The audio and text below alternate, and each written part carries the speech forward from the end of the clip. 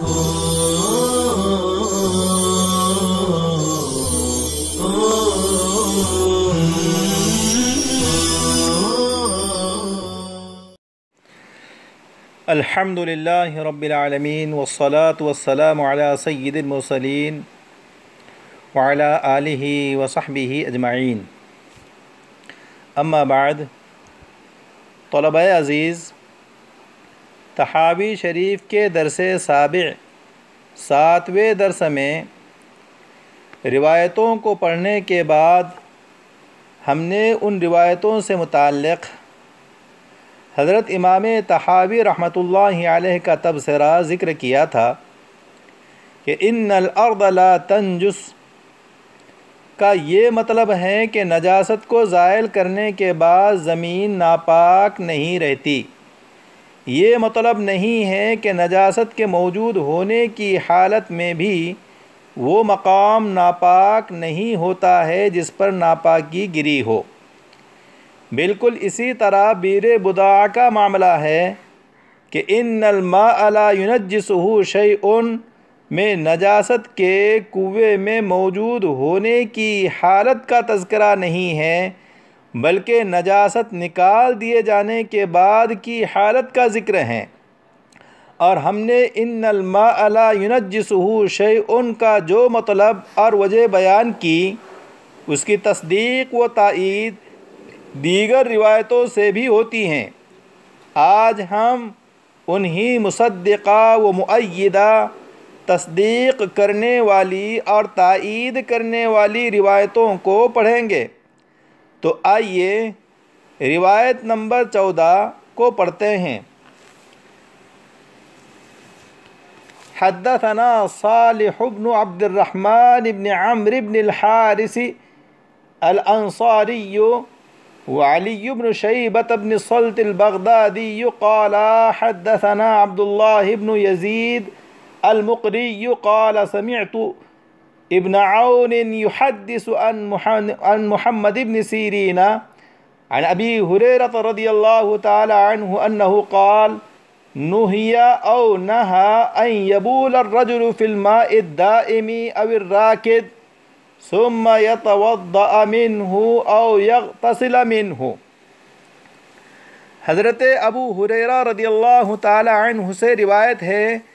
کہ جناب نبی کریم صلی اللہ علیہ وسلم نے ماء دائم یا ماء راکد میں، یعنی اس پانی میں جو ہمیشہ ایک ہی حالت میں ہے، بہتا نہیں ہے، یا اس پانی میں جو ٹھہرا ہوا ہے، جاری نہیں ہے، اس بات سے منع فرمایا کہ آدمی اس میں پیشاب کریں، پھر اس پانی سے وضو یا غسل کریں۔ حدیث نمبر 15۔ وحدثنا علی بن معبد بن نوح البغدادی قال حدثنا عبد الله بن بکر السہمی قال حدثنا هشام بن حسان عن محمد بن سیرین عن ابی ہریرہ رضی اللہ تعالی عنہ عن رسول اللہ صلی اللہ علیہ وسلم قال لا يبولن احدكم في الماء الدائم الذي لا يجري ثم يغتسل فيه۔ حضرت ابو ہریرہ رضی اللہ تعالی عنہ جناب نبی کریم صلی اللہ علیہ وسلم کا ارشاد نقل کرتے ہیں کہ تم میں سے کوئی ہرگز ٹھہرے ہوئے پانی میں جو کہ بہتا نہ ہو، جاری نہ ہو، میں پیشاب نہ کریں کہ پھر اس میں غسل کرنے لگے۔ حدیث نمبر 16۔ حدثنا یونس بن عبد الاعلی ابو موسیٰ الصدفی قال اخبرنی انس بن عیاض اللیثی عن الحارث بن ابی ذباب وهو رجل من الازد عن عطاء بن میناء عن ابی ہریرہ رضی اللہ تعالی عنہ ان رسول اللہ صلی اللہ علیہ وسلم قال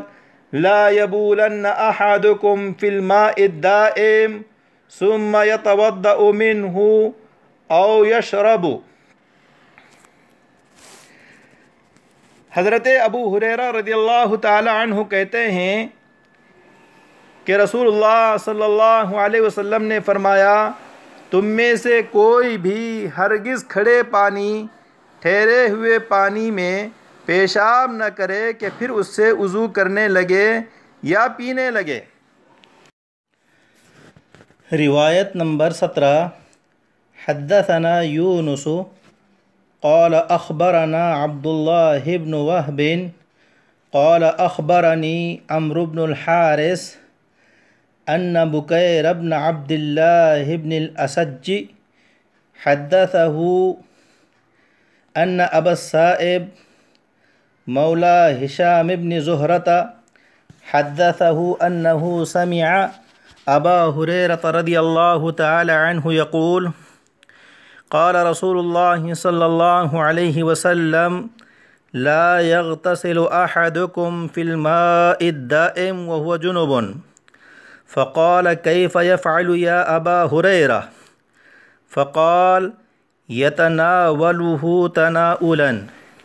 حضرت ابو ہریرہ رضی اللہ تعالی عنہ جناب نبی کریم صلی اللہ علیہ وسلم کا ارشاد نقل کرتے ہیں کہ کوئی جنابت والا شخص تم میں سے ماء دائم ٹھہرے ہوئے پانی میں غسل نہ کریں۔ ایک سائل نے کہا اے ابو ہریرہ پھر وہ کیسے غسل کرے؟ تو حضرت ابو ہریرہ رضی اللہ تعالی عنہ نے فرمایا پانی کو الگ لے کر غسل کریں۔ حدیث نمبر 18 حدثنا ابن ابی داود قال حدثنا سعید بن الحکم ابن ابی مریم قال اخبرنا عبد الرحمن بن ابی الزناد قال حدثنا ابی عن موسى بن ابی عثمان عن ابیہ عن ابی ہریرۃ عن رسول اللہ صلی اللہ علیہ وسلم قال لا يبولن احدكم في الماء الدائم الذي لا يجري ثم يغتسل منه۔ حضرت ابو ہریرہ رضی اللہ تعالی عنہ آپ صلی اللہ علیہ وسلم کا ارشاد نقل کرتے ہیں کہ تم میں سے کوئی ہرگز اس کھڑے پانی میں جو جاری نہ ہو جو چلتا نہ ہو پیشاب نہ کریں اور پھر اس میں غسل کرنے لگیں۔ حدیث نمبر 19 وَكَمَا حَدَّثَنَا حُسَيْنُ بْنُ نَصْرِ بْنِ الْمِقْرَاقِ البغدادي قال حدثنا محمد بن يوسف الفريابي قال حدثنا سفيان رحمه الله وحدثنا فهد قال حدثنا أبو نعيم قال حدثنا سفيان عن أبي الزناد فذكر بإسناده مثله۔ گزشتہ روایت عبد الرحمن نے اپنے والد ابو الزناد سے نقل کی اور یہ روایت سفیان نے ابو الزناد سے نقل کی ہیں۔ ابو الزناد نے اپنی سند کے ساتھ ابو ہریرہ سے ہی نقل کی ہیں۔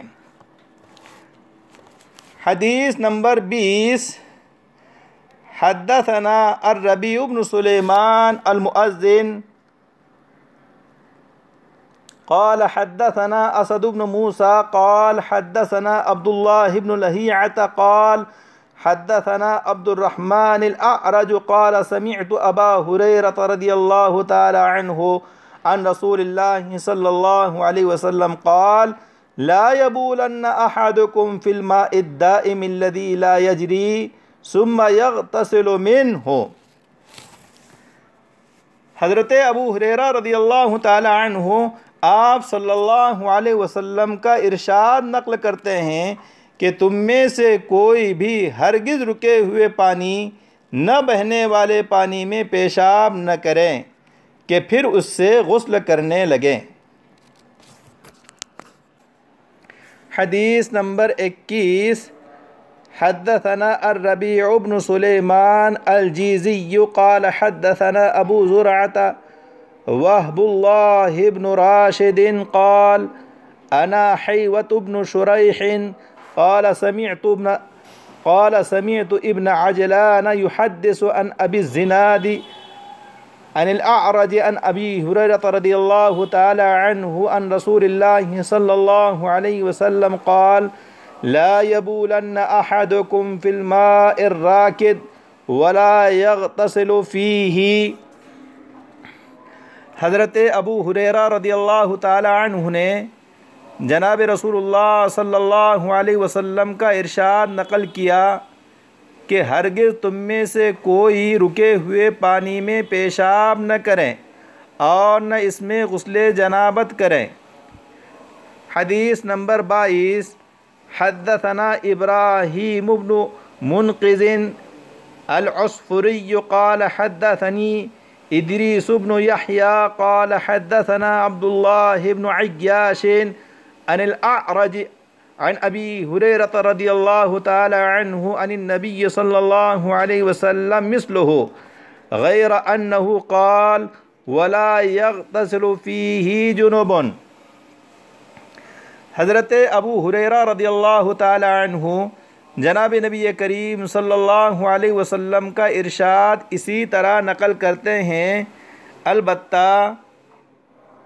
ان الفاظ کا فرق ہے۔ ولا یغتسل فیہ جنوب، یعنی اس میں کوئی جنابت والا شخص غسل نہ کریں۔ حدیث نمبر 23۔ وحدثنا محمد بن الحجاج ابن سلیمان الحضرمی قال حدثنا علی بن معبد قال حدثنا ابو یوسف عن ابن ابی لیلى عن ابی الزبیر عن جابر عن النبی صلی اللہ علیہ وسلم انه نهى ان يبال في الماء الراكد ثم يتوضأ فيه۔ قال ابو جعفر فلما خص رسول الله صلى الله عليه وسلم الماء الراكد الذي لا يجري دون الماء الجاري علمنا بذلك أنه إنما فصل ذلك لأن النجاسة تداخل الماء الذي لا يجري ولا تداخل الماء الجاري۔ وقد روي عن رسول الله صلى الله عليه وسلم أيضا في غسل الإناء من ولوغ القلب ما سنذكره في غير هذا الموضع من كتابنا هذا إن شاء الله تعالى، فذلك دليل على نجاسة الإناء ونجاسة مائه، وليس ذلك بغالب على ريحه ولا على لونه ولا على طعمه، فتصحيح معاني هذه الآثار يوجب فيما ذكرنا من هذا الباب من معاني حديث بئر بداعة ما وصفنا لتتفق معاني ذلك ومعاني هذه الآثار ولا تتضاد، فهذا حكم الماء الذي لا يجري إذا وقعت فيه النجاسة من طريق تصحيح معاني الآثار، غير أن قوما وقتوا في ذلك شيئا فقالوا إذا كان الماء مقدار قلتين لم يحمل خبث واحتجوا في ذلك۔ حضرت جابر رضی اللہ تعالی عنہ نے جناب نبی کریم صلی اللہ علیہ وسلم سے نقل کیا ہے کہ آپ صلی اللہ علیہ وسلم نے کھڑے پانی میں پیشاب کرنے سے منع فرمایا کہ پھر اسی سے وضو کرنے لگے۔ طلبہ عزیز، ان روایتوں کو ذکر کرنے کے بعد امام ابو جعفر طحاوی رحمۃ اللہ علیہ فرماتے ہیں کہ دیکھیے، ماء راکد ٹھہرے ہوئے پانی کو آپ صلی اللہ علیہ وسلم نے ماء جاری بہتے ہوئے پانی سے الگ قرار دیا، جس سے ہمیں معلوم ہوا کہ آپ نے یہ فرق اس لیے فرمایا کہ ماء راکد یعنی جو پانی جاری نہ ہو اس میں نجاست داخل ہو جاتی ہے، اور ماء جاری یعنی بہتے ہوئے پانی میں اس کا اثر نہیں پڑتا۔ اور یہ بات آپ صلی اللہ علیہ وسلم سے اس برتن کے دھونے کے سلسلے میں مروی ہیں جس میں کتے نے منہ ڈال دیا ہو اسے ہم ان قریب اسی کتاب میں انشاءاللہ اپنے موقع پر ذکر کریں گے۔ یہ بات برتن اور اس کے ناپاک و پلید ہونے کی کھلی دلیل ہے، حالانکہ وہاں بو، رنگ اور ذائقے کا برتن یا پانی کے پلید و ناپاک ہونے میں کوئی اثر نہیں ہے۔ پس ان آثار و احادیث مبارکہ کو اپنے مقام پر صحیح رکھنے سے وہی چیز ثابت ہوتی ہے جس کو ہم نے اس باب میں بیر بضاع والی حدیث کے معانی کی وضاحت میں ذکر کر دیا، تاکہ اس سے ان آثار مبارکہ اور ان احادیث کے معانی و مطالب میں یکسانیت و برابری پیدا ہو جائیں اور ان میں باہمی تضاد و تعارض باقی نہ رہیں۔ پس یہ اس پانی کا حکم ہے جو نہ چلتا ہو اور اس میں نجاست گر جائے۔ البتہ بعض لوگوں نے کوئی مقدار مقرر کی ہے، چنانچہ انہوں نے کہا جب پانی 2 قلے کی مقدار کو پہنچ جائے تو وہ گندگی کو نہیں اٹھاتا، اور اس سلسلے میں انہوں نے ان روایات سے استدلال کیا ہے۔ طلبہ عزیز، آج کے درس کی روایات 10 روایتوں کا ما حصل اور خلاصہ یہ ہے کہ امام طحاوی نے حضرت ابو ہریرہ رضی اللہ تعالی عنہ کی روایت کو 9 سندوں کے ساتھ ذکر فرمایا، اور 10ویں روایت حضرت جابر رضی اللہ تعالی عنہ سے نقل کی۔ ان تمام روایتوں کا ما حصل قریب ایک ہی ہیں، اور وہ یہ ہیں کہ ٹھہرے ہوئے پانی ماء راکد و دائم میں آپ صلی اللہ علیہ وسلم نے پیشاب کرنے اور غسل جنابت کرنے سے منع فرمایا، تاکہ گندگی کے اس میں واقع ہو جانے اور گر جانے سے وہ وضو اور غسل کے لیے ناقابل استعمال نہ ہو جائے۔ چنانچہ علامہ طحاوی رحمۃ اللہ علیہ فرماتے ہیں کہ جناب رسول اللہ صلی اللہ علیہ وسلم نے ٹھہرے ہوئے پانی اور رکے ہوئے پانی کو جو جاری نہ ہو، بہتا نہ ہو، کو ماء جاری اور بہتے ہوئے پانی سے الگ قرار دیا۔ اس سے بات روز روشن کی طرح عیاں ہو گئی کہ ماء راکد کو ماء جاری سے علیحدہ کرنے کی وجہ یہی ہے نا کہ ماء راکد میں نجاست اثر پذیر ہوتی ہیں، جبکہ وہ قلیل ہو، کم ہو، جاری پانی کے حکم میں نہ ہو، اور ماء کثیر زیادہ پانی اور جاری پانی میں نجاست کا اثر نہیں ہوتا۔ نجاست اس میں اثر انداز نہیں ہوتی جب تک کہ اس کا رنگ، بو اور ذائقہ نہ بدل جائے یا نجاست چلو میں نہ آنے لگے۔ ہماری اس بات پر بطور دلیل وہ روایت ہے جس کو حدیث بلوغ کلب کہا جاتا ہے، اسے ہم دوسرے مقام پر ذکر کریں گے۔ اس کا حاصل یہ ہے کہ اگر کتا برتن میں منہ ڈال دے تو برتن کو 7 مرتبہ دھویا جائے۔ اب یہ بات بالکل ظاہر ہے کہ برتن والا پانی ماء قلیل ہے، اور کتے کے منہ ڈالنے سے اس کا رنگ، بو اور ذائقے کا بدلنا نہیں پایا گیا، جس سے یہ بات ثابت ہو گئی کہ پانی کے ناپاک ہونے کے لیے اس کے احد الاوصاف کا متغیر ہونا، کسی ایک وصف کا بدلنا شرط نہیں ہے۔ اب فریق اول کی پیش کردہ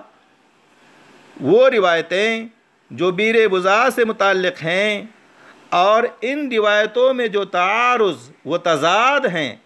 اس کو ختم کرنے، زائل کرنے کی یہی صورت ہے کہ بیر بضاع والی روایتوں کو ماء جاری بہتے ہوئے پانی پر محمول کیا جائے، یا گندگی نکالنے کے بعد والے تازہ پانی سے متعلق سوال پر ان کو محمول کیا جائے اور کہا جائے الماء لا ینجس یا ان الماء لا ینجسہ شیء، پانی ناپاک نہیں ہوتا پانی کو کوئی شے ناپاک نہیں کرتی۔ آپ کا یہ فرمان، آپ کا یہ ارشاد ازالہ نجاست کے بعد والی حالت سے متعلق ہیں، اور مذکورہ روایتوں کو ماء قلیل و راکس سے متعلق مانا جائے کہ جو پانی ماء جاری کے حکم میں نہیں ہے، اس میں نجاست کے واقع ہونے اور گر جانے سے وہ ناپاک ہو جائے گا، قابل استعمال نہیں رہے گا۔ اسی طرح الوغ قلب والی روایت کہ قلیل پانی میں نجاست گرنے سے وہ ناپاک ہو جاتا ہے، تغیر اوصاف کی چندہ ضرورت نہیں ہے۔ پانی کے ناپاک ہونے کے لیے احد الاوصاف کے متغیر ہونے، کسی ایک وصف کے بدل جانے کی شرط کا تعلق ماء کثیر اور ماء جاری سے ہے۔ اس طرح ان روایتوں کا باہمی تعارض و تضاد ختم ہو جاتا ہے۔ طلبہ عزیز،